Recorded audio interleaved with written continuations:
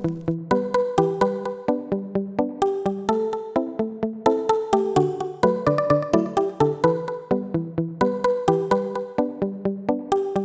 our fast-paced lives, it's so easy to feel buried under a mountain of tasks and responsibilities. It's overwhelming, isn't it? But that's okay, because today we're going to explore practical strategies to help you overcome overwhelm and find that much-needed balance and peace in your life. Let's dive right in by understanding what overwhelm is and how it affects us. Overwhelm isn't just a feeling, it's a state of being where the demands on us exceed our ability to cope. It can impact our mental and physical health, so it's crucial to recognize the signs early. We've all been overwhelmed before, buried under piles of stuff to do, and feeling like we're juggling a million things at once. It's not just a feeling, it's like a storm that can mess with our heads and our health. But recognizing it is the first step to kicking it to the curb. When it comes down to it, this constant feeling of stress and anxiety is not only bad for productivity, it's bad for our health. But what exactly triggers overwhelm? Work stress, personal issues, or just drowning in the digital world?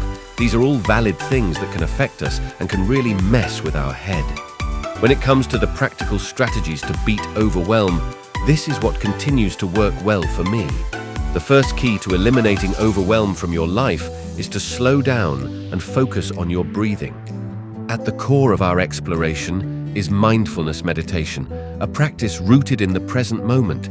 It's not about escaping reality, but about fully embracing it.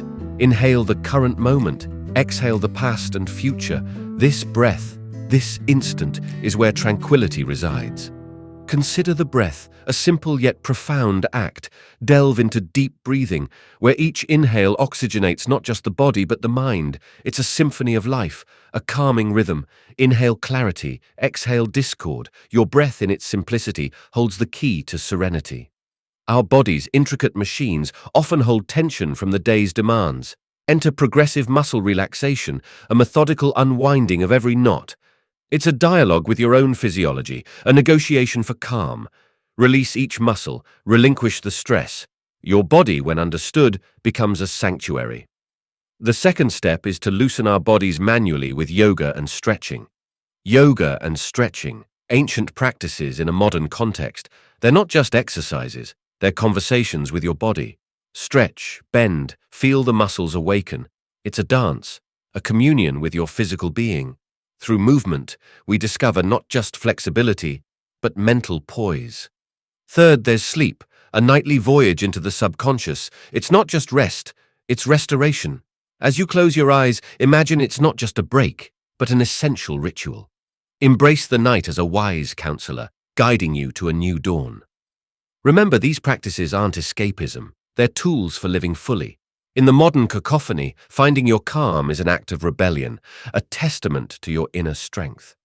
As we move away from the internal and the slow actions that keep us grounded and relaxed, we must consider what we can do to minimize overwhelm in the first place.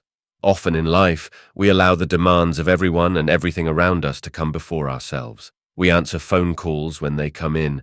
We stress ourselves to answer every text we receive. We feel guilty when we value alone time instead of joining a close group of friends. The fourth thing to practice consistently is taking back control of your life by setting boundaries. A boundary is empowering. It's the ability to say no. Saying no isn't a rejection, it's a declaration of self-worth. Practice this art. Say no to things that stretch you too thin, to commitments that don't align with your priorities. It's not selfish, it's self-love. Know thyself, understand your limits, your breaking points. Recognizing when you're approaching overwhelm is essential. It's not about being invincible, it's about knowing your boundaries and respecting them. Many years ago, I found myself losing time and feeling stressed by others' conversations. Whenever someone would call me, I felt obligated to answer. I didn't want to be rude. Whenever I was at my office and needed to get work done, I'd sacrifice my work to someone simply wanting to chat or vent. At the time, I thought I was being a good friend, a good colleague, and a good person. In reality, I was making a statement to everyone around me that my time wasn't valuable and that others could use it as they pleased. Of course, this led to me being incredibly stressed and feeling overwhelmed. Communication is key. Express your boundaries clearly and assertively. Use I statements to convey your needs without guilt or aggression. Your boundaries are not up for negotiation, they're the fortress of your well-being. Self-care isn't a luxury, it's a necessity. Make it non-negotiable. Prioritize activities that fill your cup, be it hobbies, exercise, or simply relaxing. Your well-being isn't a compromise, it's your foundation. Next is work-life balance. While work-life balance isn't a complete separation from your job or business like many believe it to be, managing your free time is vital. This is the essence of work-life balance. Set clear boundaries between your work and personal time. Resist the urge to constantly check emails or take work calls during your downtime. Your personal space is sacred. Defend it. Digital detox is real. Set limits on social media and screen time. The constant digital buzz can add to overwhelm. Allocate specific times for online activities and guard the rest of your time fiercely. Don't carry the world on your shoulders. Learn to delegate tasks at work and home. You don't have to do it all. Sharing the load lightens your burden and frees you to focus on what truly matters. Emotional boundaries matter. Protect your space from toxicity. Distance yourself from negativity.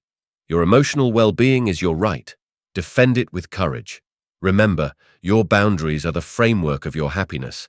Setting and respecting them isn't just a choice, it's a revolutionary act of self-love. And by setting boundaries, you're one step closer to eliminating overwhelm from your life. Moving beyond boundaries, it's crucial to have a powerful support system. In the intricate dance of life, having a network to lean on isn't just comforting, it's transformative. So, let's explore the art of reversing overwhelm by weaving a tapestry of support and connection. This idea that I'm about to share with you is neither new nor is it profound, but it is underutilized. To create a high-quality support system, consider simply reaching out.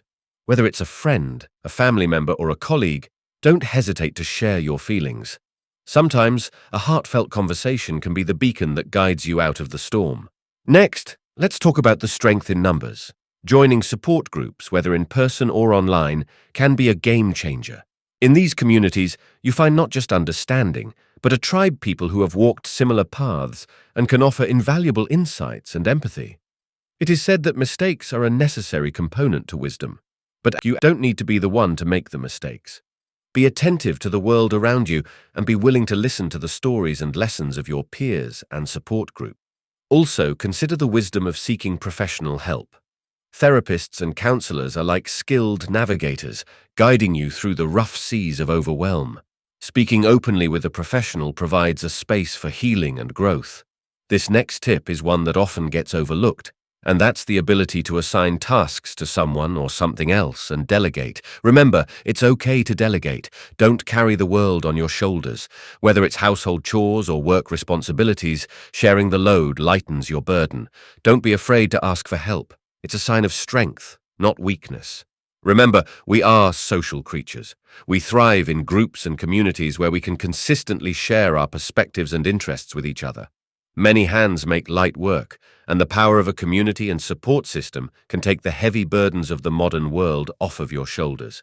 And there you have it, the profound ways of building a support system.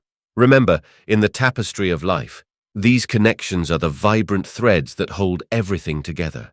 This is why groups like the Round Table, which you'll get 100% free access to, exist.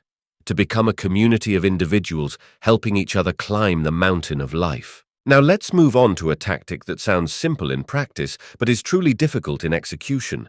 Doing this has been pivotal to my performance and all of the improvements that have come in my life.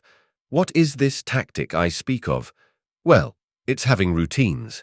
They might sound boring, but trust me, they're game changers. Regular sleep, balanced meals, and a bit of exercise. These are the basics. When your body and mind are in sync, handling overwhelm becomes much easier. But what exactly is a routine? Let's break down what routines really are. Routines aren't about dull, repetitive tasks. They're about creating your own daily rhythm. Think of them as the steady heartbeat in the background of your life. We'll talk about how routines bring a sense of stability and predictability that can counterbalance the whirlwind of overwhelm. Now, let's talk about mornings and evenings. They bookend our days, right?